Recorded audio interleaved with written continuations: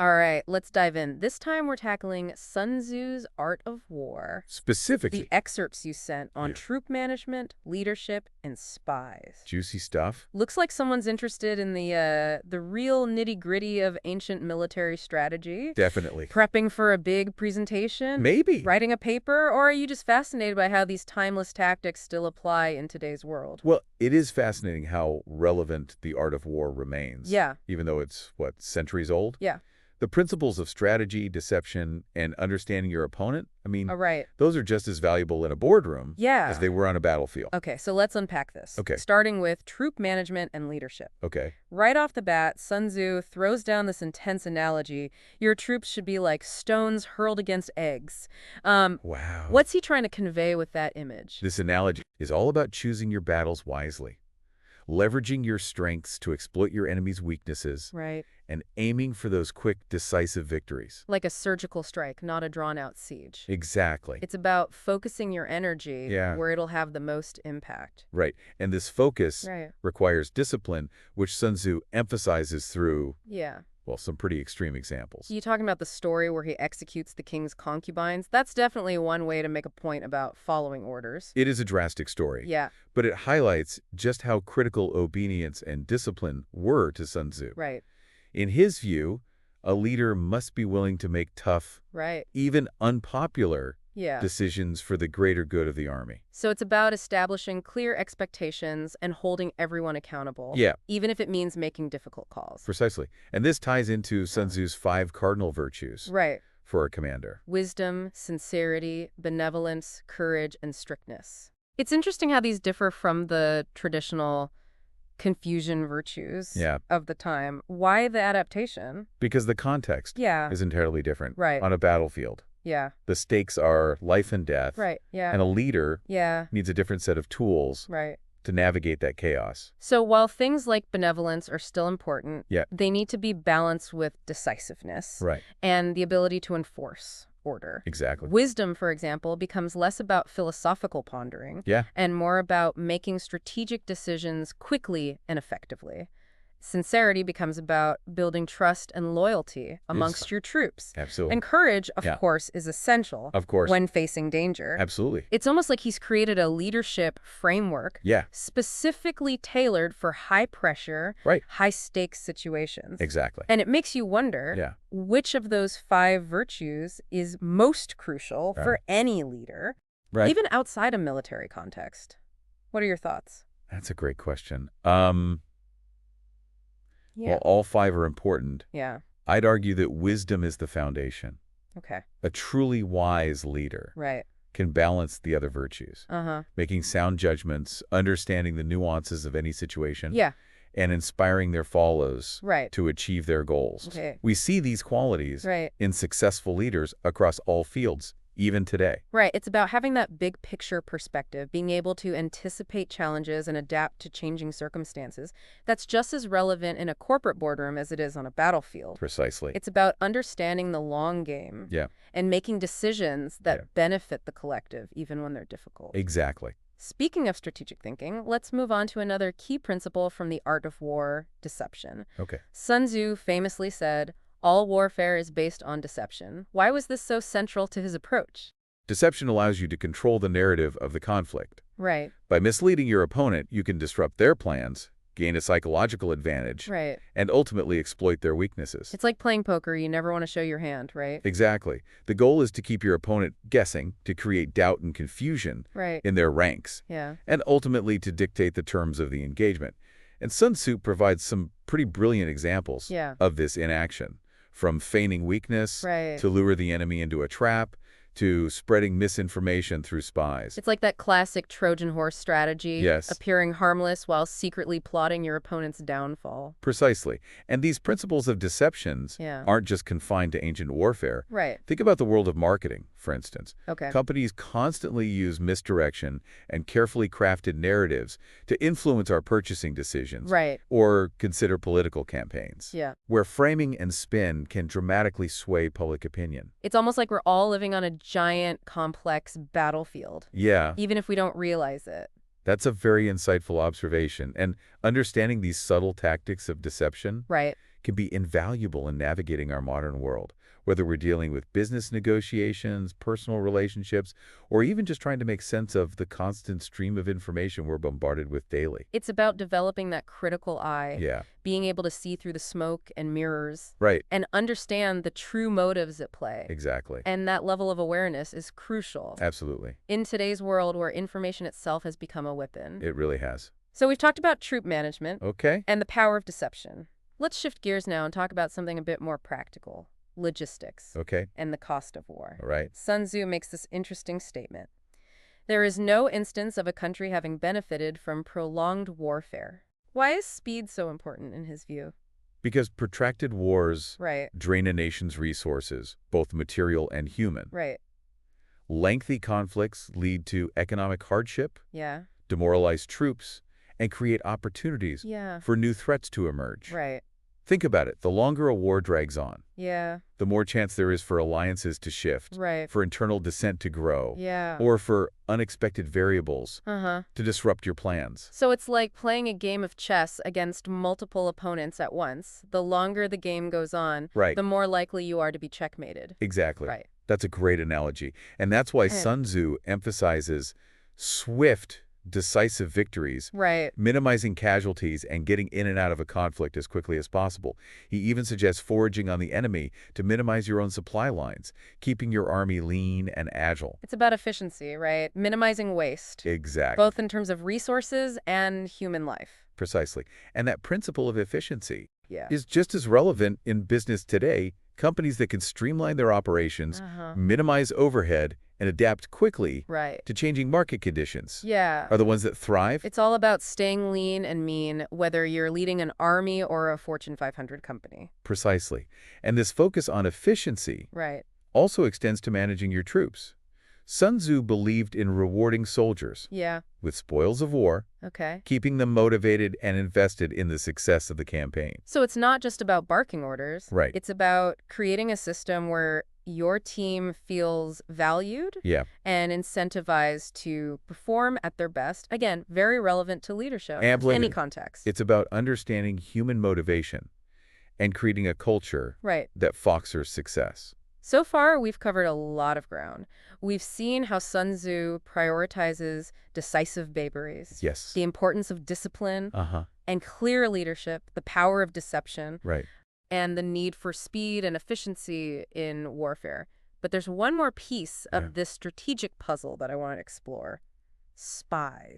Yes. Sun Tzu emphasizes Yeah, that foreknowledge is essential for victory, right, but acquiring that knowledge right. requires a very specific set of skills Right. and strategies. Because you can't always rely on your troops to gather the intel you need, Exactly. right? Sometimes you need eyes and ears on the inside. Exactly. And that's where the spies come in. Sun Tzu outlines 5 distinct types of spies, Okay, each with their own unique purpose and methods: okay, local, inward, converted, okay. doomed, and surviving. Okay, that's quite a roster of undercover agents. It is. Can you break down each type for us? I'm particularly intrigued by the converted spy. Sounds like something straight out of a spy thriller. Certainly. Let's start with local spies. Okay, These individuals are recruited okay, from the enemy's population. They okay. blend in seamlessly, Right. gathering information through observation and local networks. Okay. Think of them as your eyes and ears on the ground. Makes sense. They're the ones who can provide that granular, street-level intel Right. that you might miss otherwise. Precisely. Then you have inward spies. Okay, These are enemy officials who have been bribed or persuaded to work for you. okay. They offer access to privileged information and can even influence decisions from within the enemy's ranks. Right, like moles. Exactly. High risk, high reward. Yeah, It's like playing a double game, but with potentially huge consequences. right. Now, on to the converted spies. Okay, These are enemy spies who have been captured and turned to work for your side. They possess a deep understanding right, of the enemy's tactics, networks, and secrets, right. making them incredibly valuable assets. Ah, so they're like double agents, Yes. providing unique insights into the enemy's thinking. Exactly. That's why they're so valuable, Right. right? They can anticipate the enemy's moves and potentially even turn their strategies against them. You've hit the nail on the head. They offer a level of insight Right. that's impossible to obtain any other way. Then you have the doomed spies. These individuals are deliberately fed false information Oh, wow. and sent back to the enemy Oh, okay. with the intention of misleading them and disrupting their plans. It's like a strategic misinformation campaign designed to sow chaos and confusion. Precisely. And finally, you have the surviving spies. Okay. These are your own agents who are sent into enemy territory, Okay. gather intelligence, Right. and then successfully return with their findings. They're the ones who bring back first-hand accounts Okay. of the enemy's strength, weaknesses, and movements. So it's like a whole network of eyes and ears It is. operating behind enemy lines, Yeah. constantly feeding you information and shaping your strategic decisions. That's exactly right. And Sun Tzu Yeah. is adamant about rewarding these spies generously and maintaining absolute secrecy Right. to ensure their loyalty and effectiveness. It makes you realize that information has always been a weapon, It has. even in ancient times. Yes. And today, Yeah. in our digital age, it's even more crucial to Absolutely. be aware of how information is gathered, manipulated, and used to influence everything from political elections Right. to consumer behavior. Absolute. Okay, so we've covered a lot of ground in part one of our deep dive into the art of war. We have. We've seen how Sun Tzu valued decisive victories, the importance of discipline, the power of deception, Yeah. and the need for speed and efficiency in warfare. Right. And of course, we've touched on the crucial role of spies. Yes. Stay tuned for part two, where we'll delve even deeper into the strategic brilliance of this timeless masterpiece, including Sun Tzu's fascinating breakdown of the 9 situations in a warfare and how to adapt your strategy to each one. Looking forward to it. Welcome back. We're continuing our deep dive into Sun Tzu's The Art of War, and last time we left off with this idea of information as a weapon, Right. especially in the context of spies. It's fascinating how Sun Tzu recognized the strategic value of information Yeah, centuries ago, right. long before the digital age we live in now. It makes you wonder how he would have navigated the complexities of modern warfare with all its technological advancements and the sheer volume of data available. I suspect he would have adapted quite well, Yeah, after all. right. His core principles are all about adaptability, Yeah. strategic thinking, Uh-huh. and understanding the human element in any conflict. Speaking of adaptability, let's dive into one of the most intriguing aspects of the art of war. Okay. The 9 situations of warfare. All right. It's like Sun Tzu created a terrain-based strategy guide thousands of years before video games even existed. It is a bit like a strategic playbook outlining different types of ground Right. and the tactical considerations Right. for each one. Okay. He starts with dispersive ground, Okay. which refers to fighting on your own territory. Okay, so you're on home turf. That sounds like it should be an advantage, It can be, right? but there's a psychological element to consider. Sun Tzu calls it dispersive because your soldiers, being close to home, Yeah, might be tempted to desert right. or lose focus, thinking the threat isn't as imminent. Ah, so it's that classic case of familiarity breeds contempt. Exactly. You become complacent, thinking you're safe, and that can make you vulnerable. Exactly. And that's why Right. Sun Tzu emphasizes the importance of maintaining discipline and a strong sense of unity, even when fighting on home ground. He reminds leaders to constantly reinforce why they're fighting and what's at stake. It's about keeping everyone focused on the mission, regardless of the external circumstances. Precisely. And this focus Right, becomes even more crucial Yeah. as we move into other types of ground, right. each present of its own unique challenges and opportunities. Okay, so let's explore some of these other 9 situations. What about facile ground? The name makes it sound pretty straightforward. It can be deceptively easy to enter, hence the name facile. Right. But the danger lies in the difficulty of retreating. Imagine being lured deep into enemy territory, only to find your escape route cut off. Ah, so it's like a Venus flytrap. Yes, An enticing, but potentially deadly if you're not careful. that's a great analogy. And Sun Tzu warns leaders against being drawn into such areas Right? unless they're absolutely certain of victory Okay. or have a clear exit strategy. So it's about assessing the risks and potentially downsides If- before committing to any course of action, Right. even if it seems advantageous Exactly. at first glance. And this careful consideration Right. is crucial in all aspects of life. Right. Not just warfare. Think about business negotiations, for instance. You might be tempted by a seemingly lucrative deal, but if you don't carefully consider the terms and potential pitfalls, you could find yourself trapped in a disadvantageous situation. Right. It's about thinking several steps ahead like a chess player. Yeah. And anticipating the potential consequences of your actions. Precisely.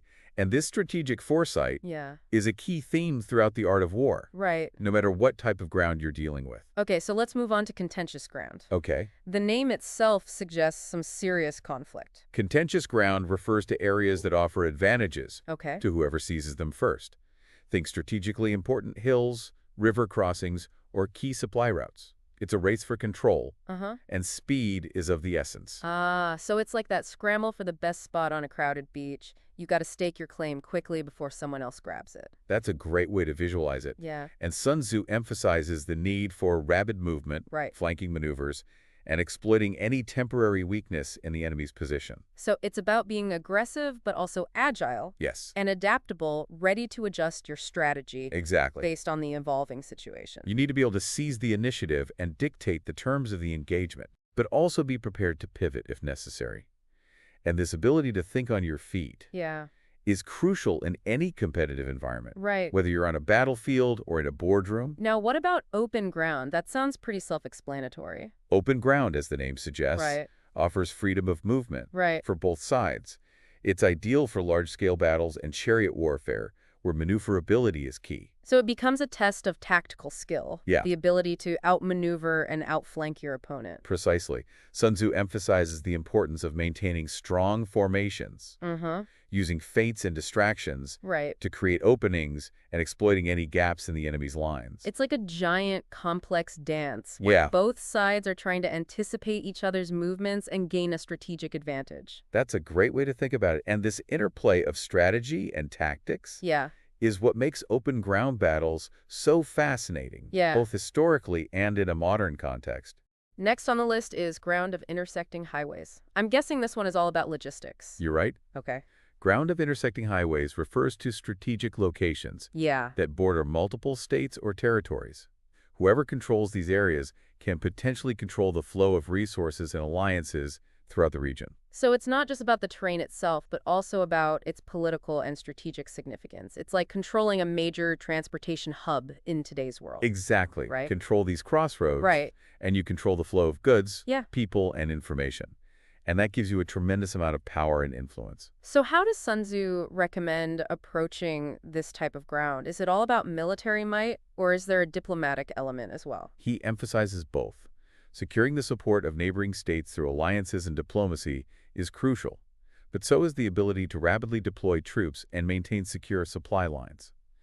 It's a delicate balancing act, requiring both military strength and political savvy. It sounds like a high-stakes game of chess, It is. where you're not just moving pieces on a board, Right. but also forging alliances and navigating complex political landscapes. That's a great way to put it. Yeah. And this complexity is part of what makes ground of intersecting highways so challenging and strategically important. Okay, let's move on to serious ground. The name itself sounds pretty ominous. Serious ground describes a situation Okay. where your army has advanced Yeah. deep into enemy territory, Right. potentially overextending your supply lines and leaving yourself vulnerable to counterattacks. So it's about finding that balance between aggression and caution, right? Pushing forward, Exactly. but also protecting your flex Right. and securing your gains. Sun Tzu advises consolidating your conquests, securing supply lines, and leaving strong garrisons in captured cities to prevent uprisings.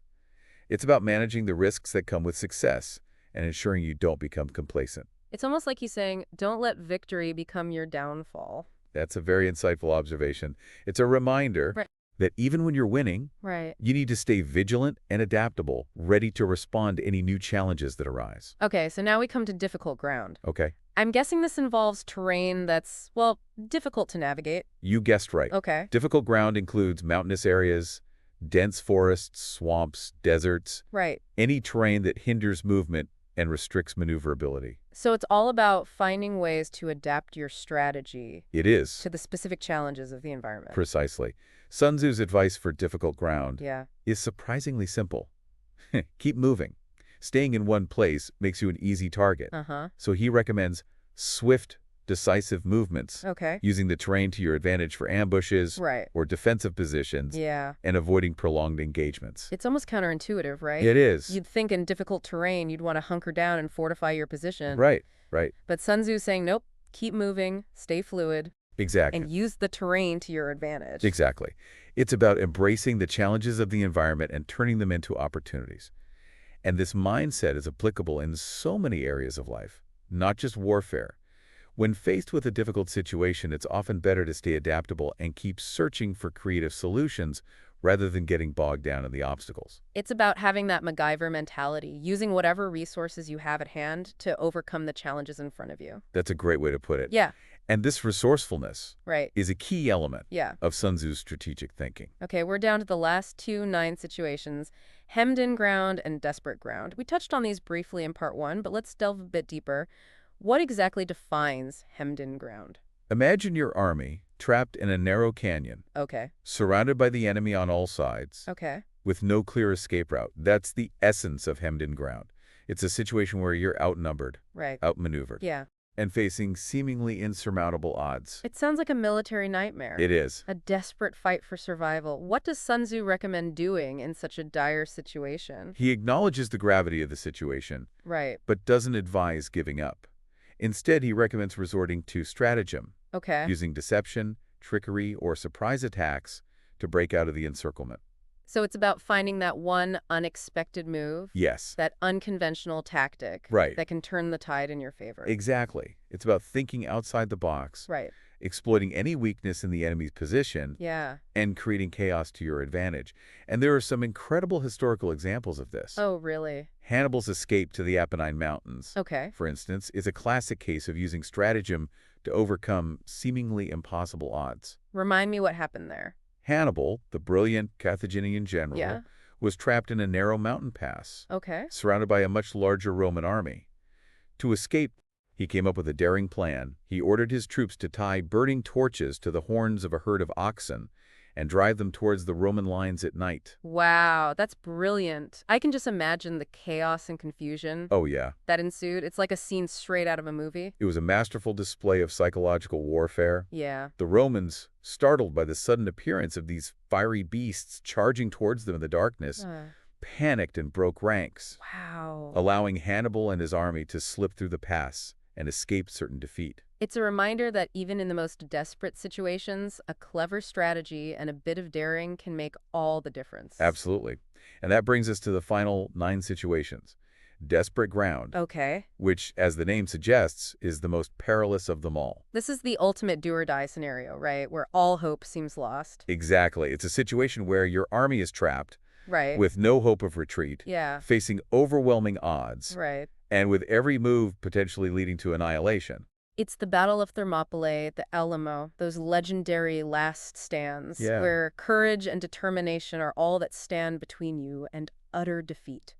What does Sun Tzu advise in this final, desperate fight? He doesn't sugarcoat the reality of the situation. Yeah. He acknowledges the fear, the desperation, Right. the almost certain prospect of death. Right.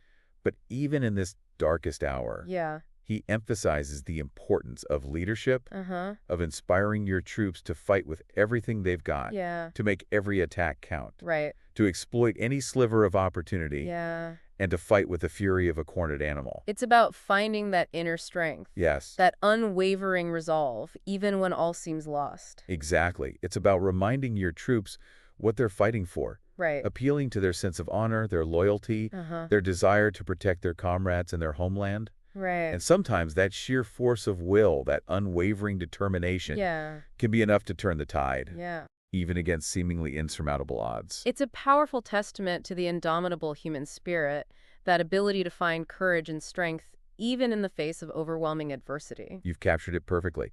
And it's this recognition of the human element, Right. of the psychological and emotional factors at play in warfare, Right. that sets Sun Tzu apart as a military strategist. He understood that battles aren't just won with superior weapons or numbers, but also with the strength of your convictions, your ability to inspire your troops, and your willingness to fight for what you believe in, even in the face of death. Precisely. And those are lessons Right. that resonate far beyond the battlefield. They're applicable in any situation Right. where we're facing challenges, adversity, or seemingly insurmountable odds. So we've explored Sun Tzu's fascinating breakdown of the 9 situations of warfare, We have. each with its unique challenges and tactical considerations. But as we wrap up this part of our deep dive, there's one more aspect of terrain that I find particularly intriguing. Sun Tzu's emphasis on observing signs and interpreting them correctly. You're referring to his advice on spotting subtle clues in the environment Exactly. that can reveal the enemy's intentions or weaknesses. He talks about things like the movement of birds, the behavior of animals, even the patterns of dust clouds. It's like he's encouraging a heightened awareness of your surroundings, almost a sixth sense. He is.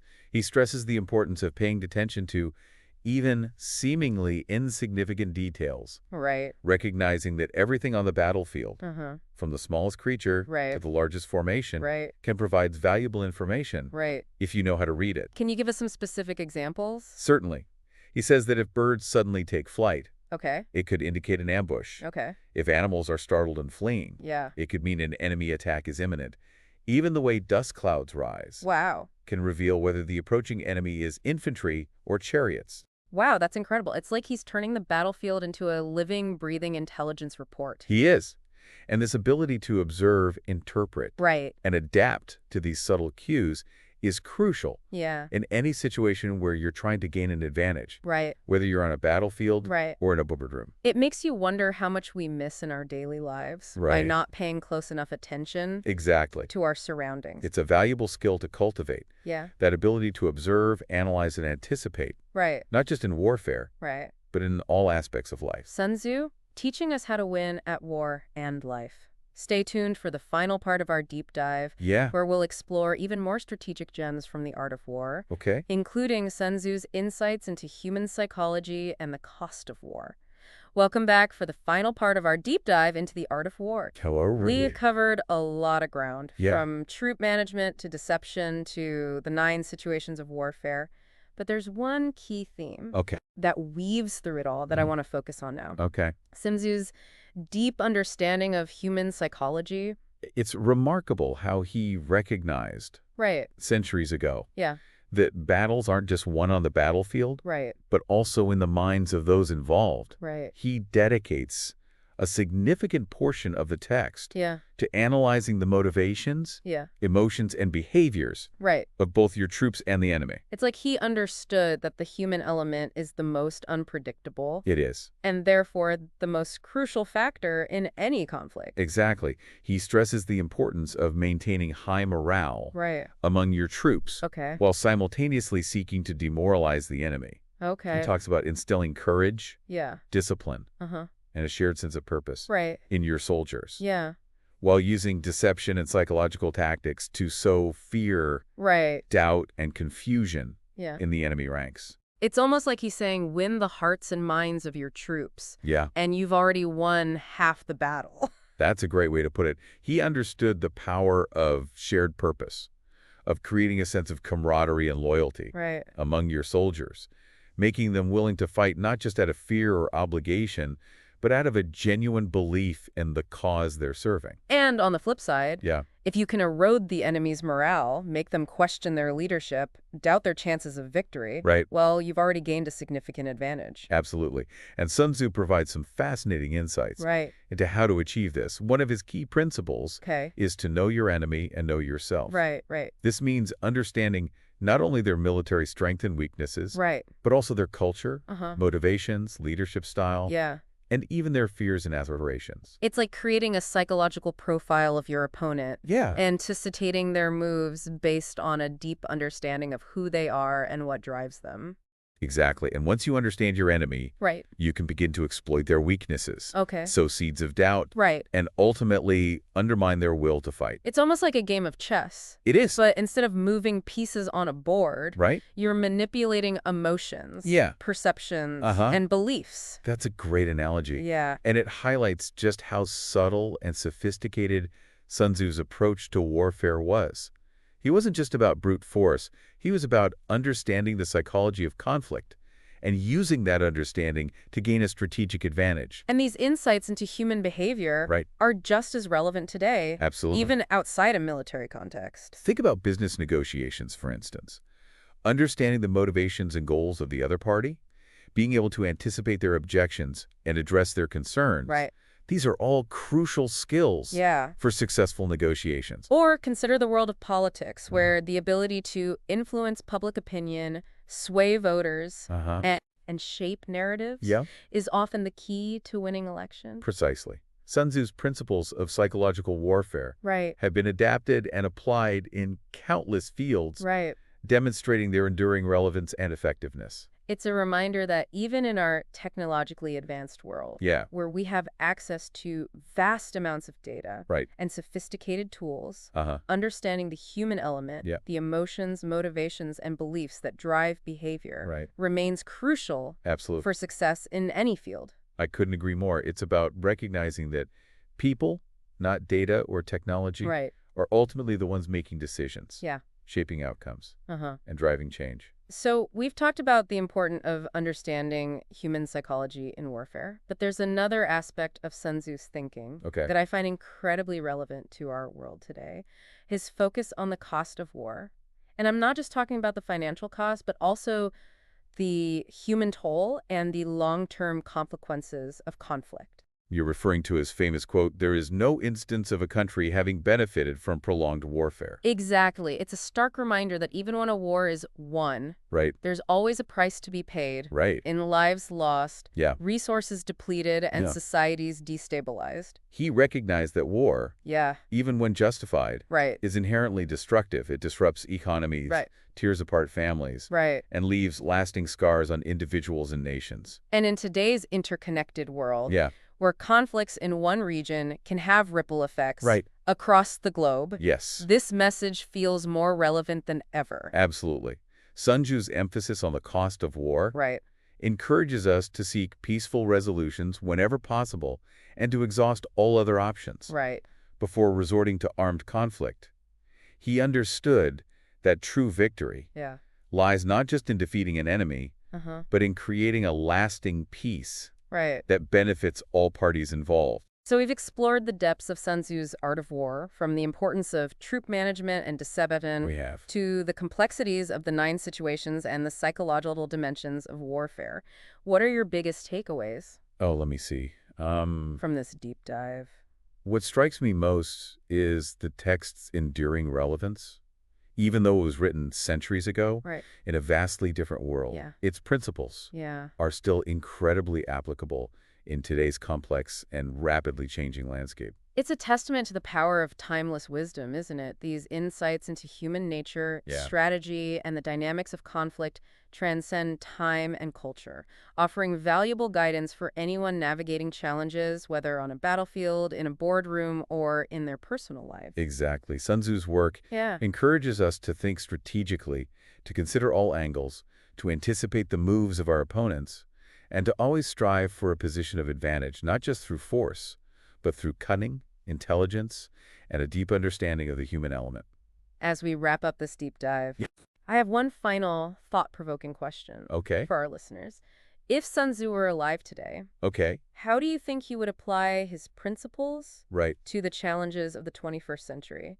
How would he approach issues like cyber warfare, Oh, wow. artificial intelligence, or the global interconnectedness of our world? That's a fascinating question to ponder. I believe Sun Tzu, with his emphasis on adaptability and strategic thinking, Right. would embrace the complexities of our modern world Uh-huh. and find creative ways to apply his timeless wisdom to these new challenges. I think he would remind us that even in a world dominated by technology, Yeah. the human element remains the most crucial factor in any conflict. He'd encourage us to approach these challenges Yeah. with a blend of strategic thinking, Mhm. adaptability, and a deep understanding of both our own motivations and those of our adversaries. Beautifully said. Okay? And on that note, Yeah, we'll leave you to contemplate the enduring wisdom of Sun Tzu right. and its potential applications Right. in your own life. Thanks for joining us on this deep dive into the art of war. Thanks for having me. We'll catch you next time on the deep dive. 10 ATX.